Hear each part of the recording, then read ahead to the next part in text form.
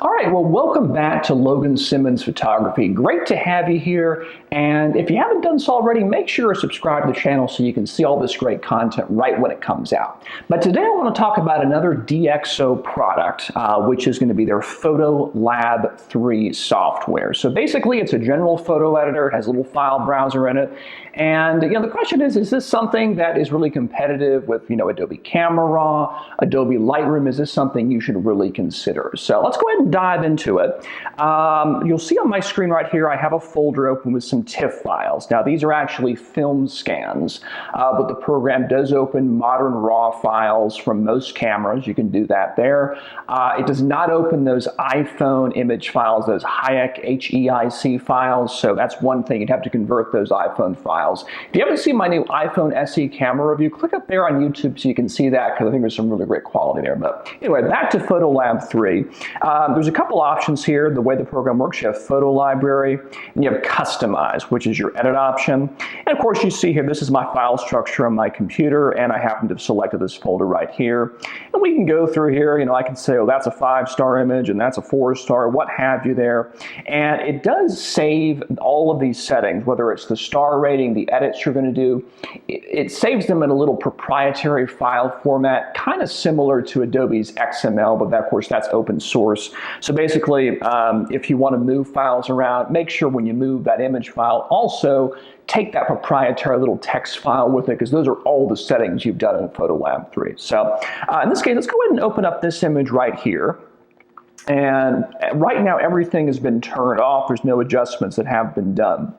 And I've done this on purpose, because normally DxO PhotoLab wouldn't do this. Normally, it's actually going to have some presets that are going to populate here, similar to what Adobe Camera Raw and Lightroom are, but I think you're going to see it's quite a bit more drastic here, and I think is really a nice thing to have. So let's go ahead and take a look here. In fact, I'm going to turn on kind of these little applets here that DxO offers. I'm going to turn on the DxO Smart Lighting. I think I'm going to go ahead and turn on the Clear View Plus as well. And what I can do here, if I just start hitting these buttons, excuse me, I'm going to go ahead and just flip these all on. And it's going to do automatic adjustments here as I do this. So for example, let's say horizon, do I think it's a little bit cropped, a little bit off, maybe it's crooked. Well, I can go ahead and hit horizon. You see there, it automatically went ahead and did the correction for me. Let me turn it back on. And if I hit crop, it's going to crop that out just like that. So that's really, really nice to have. So you can see as I turned all these things on, the image really brightened up and really got super nice and saturated. It's very pleasing. I think it definitely looks better than when it started. And that's a big advantage here of the PhotoLab 3 software. It uses a lot of, I don't know if you want to call it artificial intelligence or not, but it uses a lot of computing learning to analyze the image and make a lot of adjustments. So for example, let's go ahead and take a look here.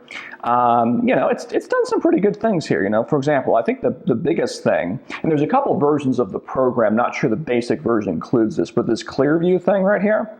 See the difference right there? You may actually prefer that little bit of subtlety, but I think most people would prefer that right there. So basically it has a slider of, you don't get too much customization. So if I want to go ahead and say, maybe not quite that much, or maybe, hey, I want it even more, look at that. So there you go. In fact, let's go ahead and maybe do something like that there. It's just a lot of amazing stuff. Let me go ahead and actually go down here as well. Let's take a look at some noise reduction. This is a film scan, it's slide film, so you are going to see a little bit of noise here, but it's done a decent job of suppressing it. In fact, let's go ahead and bring this up quite a bit and see what the effect is going to be. It does start to soften the image there, but that kind of grain there does start to disappear. So it doesn't seem like it has a problem dealing with film grain specifically over digital noise. The noise reduction is intelligent. It's able to get in there and really make a difference. Let's see. Here we go. So I'm going to go ahead and flip that. Let's just do a couple more adjustments. Maybe let's go to HSL, the hue, saturated, luminance. Let's say, that green there. Let me go ahead and try and make it a little bit more yellow. And as I do that, you get the nice little color wheel there. I don't know if I'm going to go that far. I'll make a little bit of adjustment there. Let's see. And then, yeah, maybe about right there. And then let's see these oranges back here. Maybe I want to make the orange a little bit more red. What do you say about that? Yeah, make it a little bit more like red rock there. I like that. And then you see those reds. I think I want to make a little more red. It's going to look more towards purple there. I like how they've set up this color wheel there. Really makes it really nice, easy to use. So there we go. And let's see, color rendering. Let's see what that does for us. I think that's more of that artificial intelligence stuff, not doing too much for me. Color accentuation, that's probably what I want. Let's go ahead and see vibrance and say, maybe back off ever so slightly.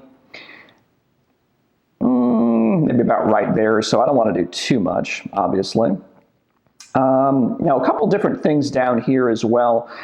There are some different options where we can go in here, and if it's detecting the lens profile, in fact, if you go back, I'll go back to Photo Library here. There's a little error message up there, a little camera with an exclamation mark. That means it's not detecting the camera or lens profile, so it can't do automatic adjustments, but that's where that would be if you wanted to do that. And there are a couple DxO film pack options. I know we looked at DxO Film Pack 5 a few weeks ago that allows you to convert to kind of a different film look or something like that. In fact, click that review up there if you're on YouTube and you can watch that. So there's some options right there.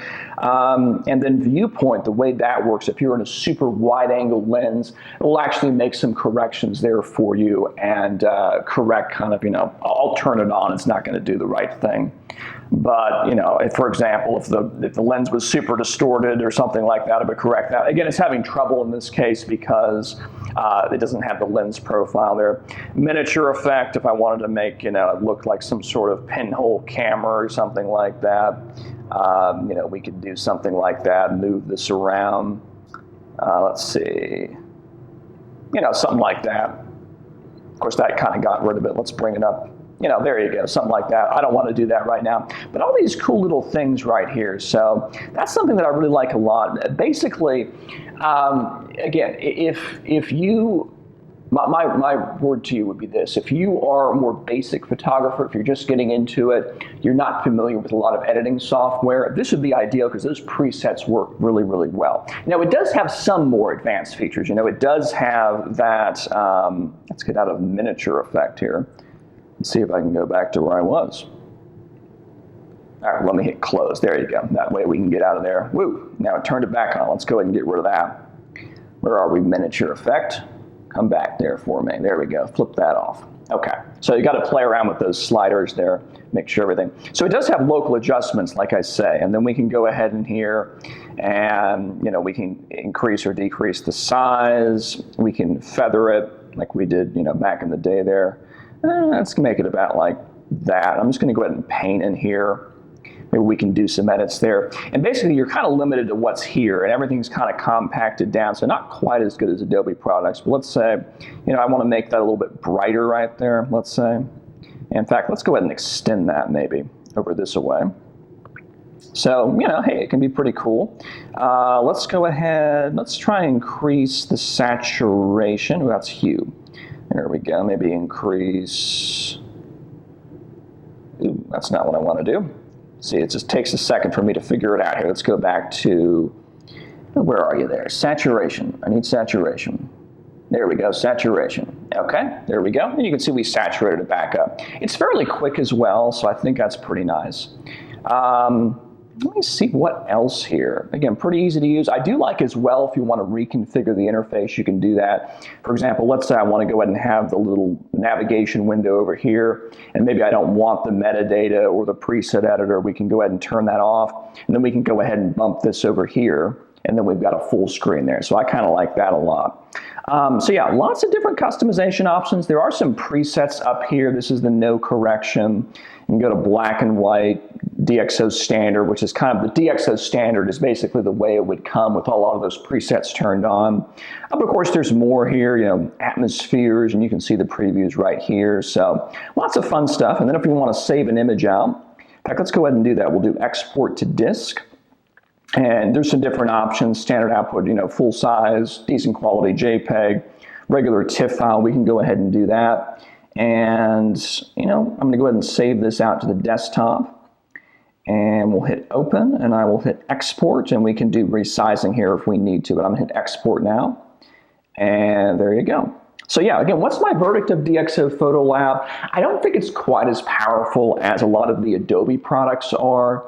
But again, if you're a beginner just starting out, this is a great program to work with. It gets you good results and it gets them quickly. The Adobe products are pretty complicated and things have been kind of convoluted over the years because so many people and professionals have used them for so long, they don't want to change. And that does obviously have advantages for them, but there are disadvantages there for those beginners. So again, take a look at DxO PhotoLab. There's a link down there in the bottom. And again, thanks for watching Logan Simmons Photography. Please like the video if you did, and make sure you're subscribed to the channel. And we'll see you next time. You have a good one. Bye-bye.